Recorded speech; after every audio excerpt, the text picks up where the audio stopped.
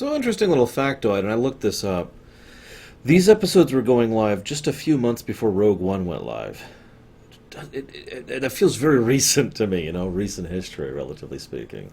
But the reason I bring it up is, I've been doing a little bit of behind the scenes, just a little bit per episode, and I discovered that Gary Whitta, who was one of the writers of Rogue One, actually shifted over to the Rebels team as of Season 3. I don't know if that's going to be a good thing or a bad thing. We're only a couple episodes in, but it's just worthy of note. Although, that's funny, given something I'll comment on later. So then we have the TIE Interceptors.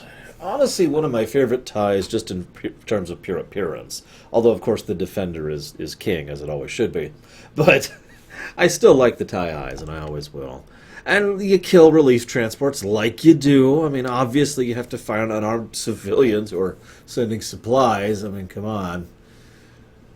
I gotta admit, though, their escort were A-Wings, and they were losing to TIEs. They kind of have it coming. I'm sorry, A-Wings are cheating. X-Wings are cheating, too, and so are B-Wings.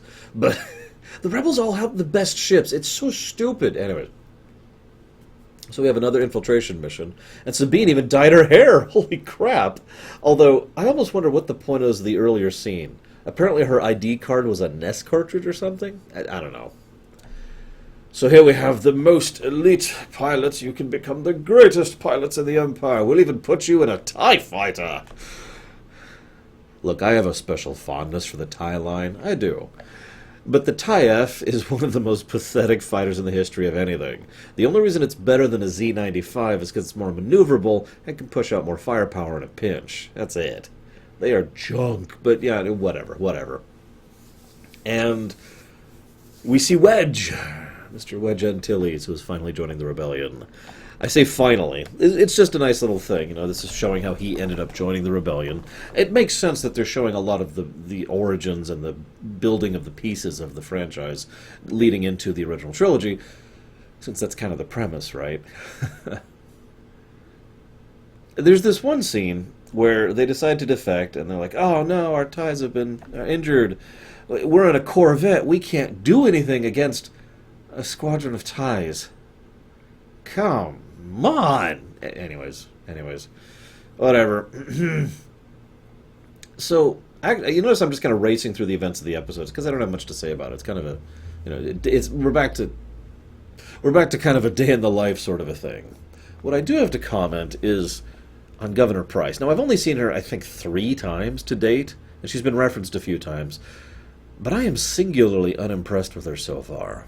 I'm actually very curious if she's going to grow on me by the end of the show, because so far, she's just kind of boring to me. I made the note that she's Tarkin light, but then I started thinking about it. I was like, no, actually, you know who she reminds me most of? Krennic, over in Rogue One.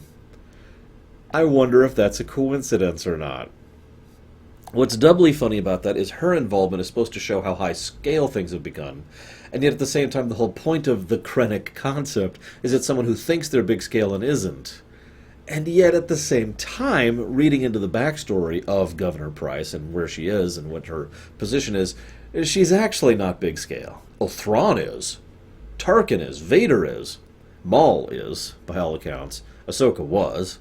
But Price, no, she's like middle tier. Still an escalation from what they've been dealing with, but not actually a big fish. But she certainly seems to act like she's a big fish. So maybe she is kind of a Krennic. We'll see as we go through it. We'll see.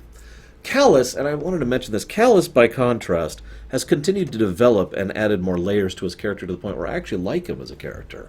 Like, he's grown on me.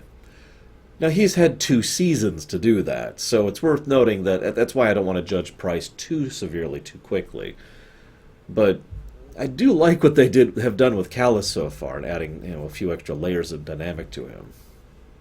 Anyways, then the episode ends with a climactic fight between a TIE bomber and a TIE interceptor, which should go to the TIE Eye like 10 times out of 10, except you have Wedge Antilles at the con, so obviously the TIE B needs to win. Oh, but they don't have any actual missiles. That's actually funny. You put 3 concussion missiles on a TIE B, and it could probably take out a TIE Eye. Especially with someone like Wedge at the con. But no, they just run. No, we're helpless. Whatever. I'm done with it. Not a great episode. Decent enough. Whatever. I'll see you next time.